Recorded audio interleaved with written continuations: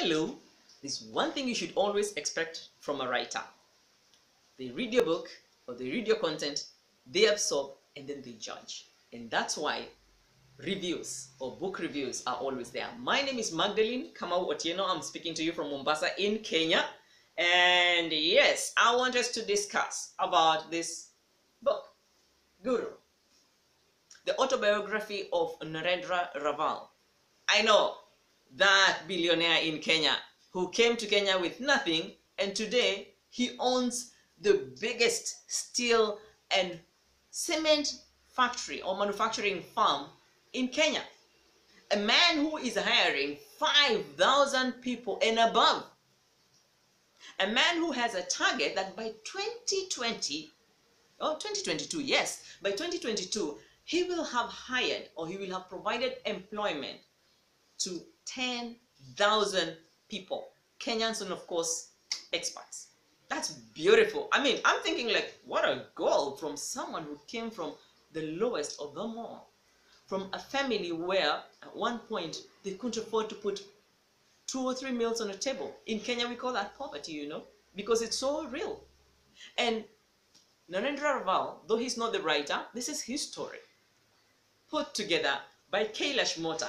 This was his first autobiography to write. So congratulations, Kailash Mota. Yay! I'm so happy to see someone step out and write the story that actually needs to be known.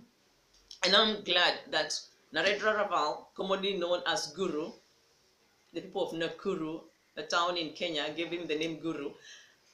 He decided that he would put this book together so that people like you and I would be able to read and be not just encouraged but challenged. Like, what the heck are you doing with your life?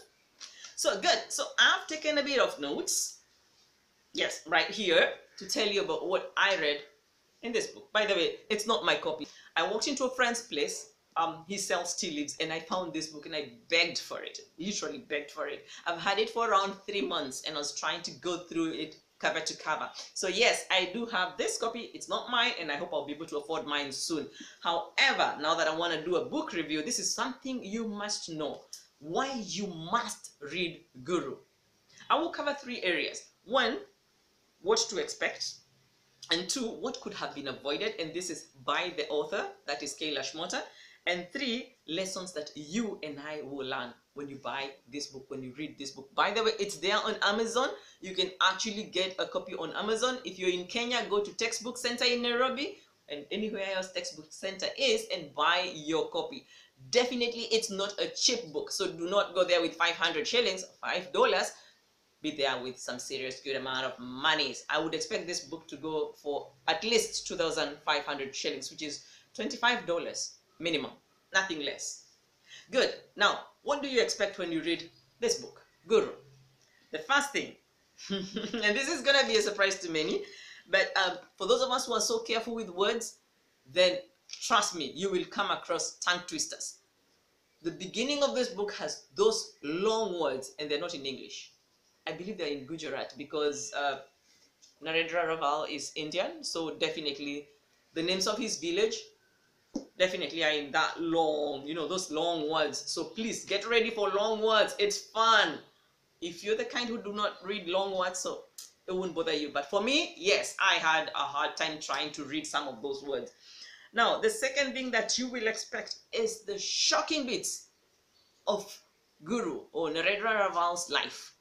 Jeez, this guy has had what I would call a terrible life and then a heaven life.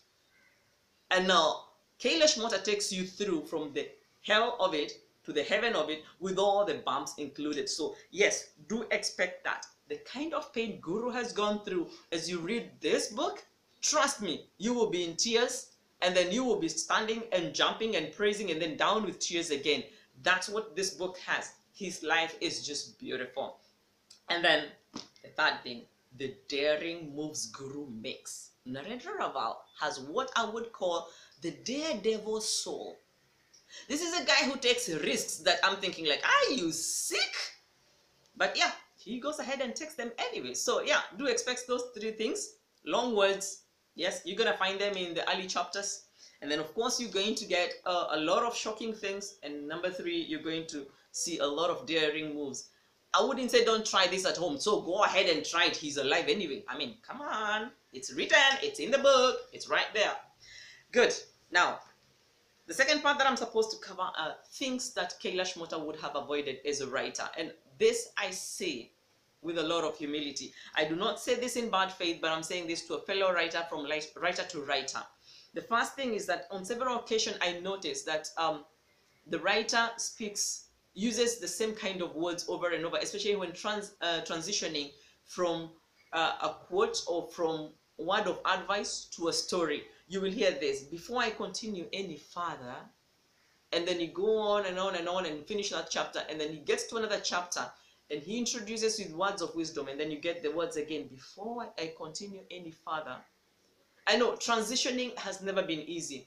And if you want to see transitioning, I believe most of us have taken time to read memoirs and autobiographies, and we notice it's not usually easy to keep people focused when you have to transition from word of advice to the story itself. So yes, I've noticed that. It makes the book a bit off for a curious reader though, but for someone who is out to just get the story, they might never notice it. I do not say this in bad faith. I say it as a writer to another writer with all the love. So Kailash, no offense. All the love, brother. Now, number two, quite a number of spelling mistakes. I find that a bit hard, knowing that this is a published book by Bloomsbury. Most likely because some of these words are in another language. For example, there's a place in Kenya called Lukenya. Now, the spelling of Lukenya needs to be right if someone got to be able to read this book and locate the place. I've also seen words in English that are spelled wrong. I find that a bit off, especially because it would have been avoided through editing, intense editing. And I believe Jerry Jenkins talks about editing, like self-editing, ferocious self-editing. I believe when we do ferocious self-editing and then we invite another person who is very much interested in getting the best out of you, they would be able to help you pick these words. And for this specific book, I would say because Guru is featuring India and Kenya, it would be important for someone in India or who speaks an Indian language and someone who speaks Swahili, a true Kenyan, would be able to read the book before it was published. So spelling mistakes, I'm quite sensitive on that. So that came out a bit different. I noticed that in the word Lukenya, I saw it in the word Melvin, spelled right and then spelled wrong, which was a bit off. So I really hope that fellow writers out there, you'll be able to correct that in future. Number three, the third thing that could have been avoided is consistency, or the lack of it thereof.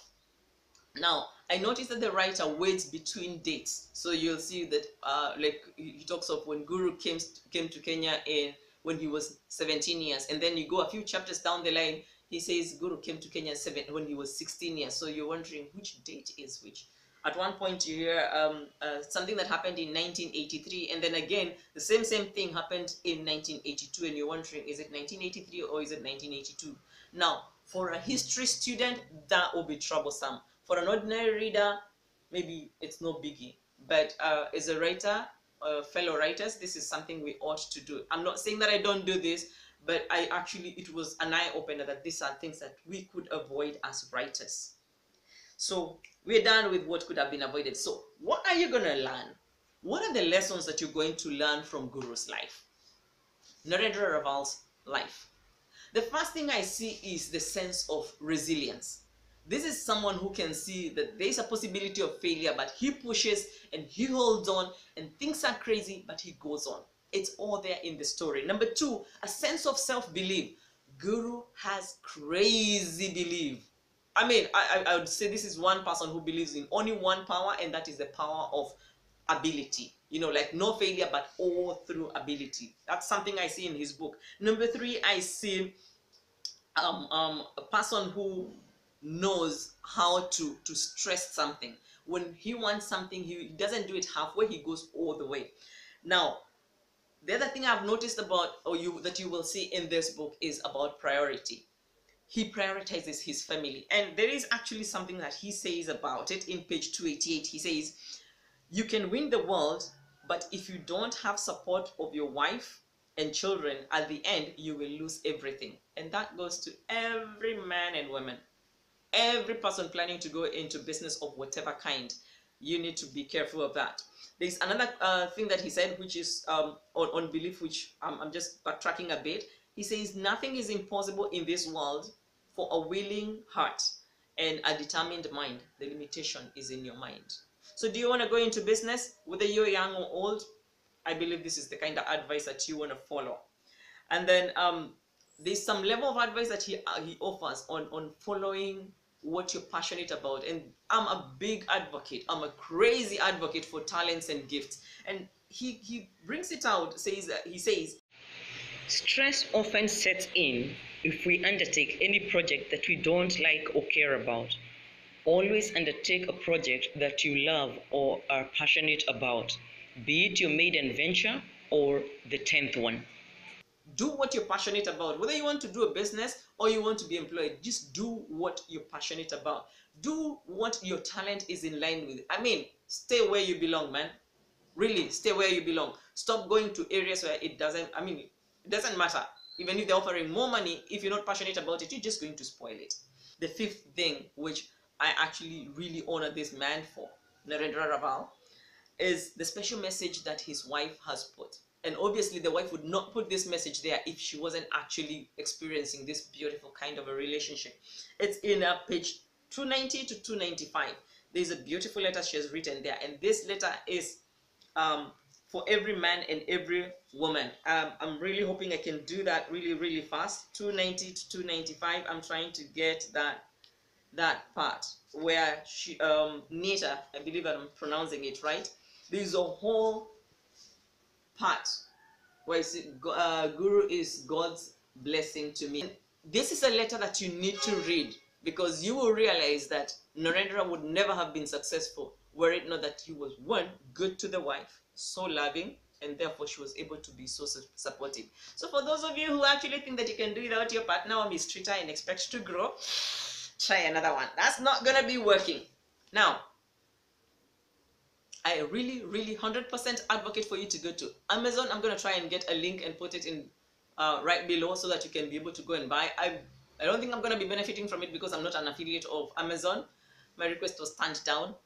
I don't know why. But anyway, what I'm more interested in is for you to get this book, Guru, and read it. You definitely need to read this book. And that's all I'm going to say to you. In the meantime, get Guru. Buy your copy, read it, and you will be shocked out of your life, realizing that all along you've been spending your life doing things that have nothing to do with you, or you've been doing things wrong, and that's why you're not going where you want to go. Or maybe you just need a little injection, and then you can move forward. Thank you very much. My name is Magdalene Kamawatieno, book reviewing the book that was Guru. Thank you very much. Good evening, afternoon, bye.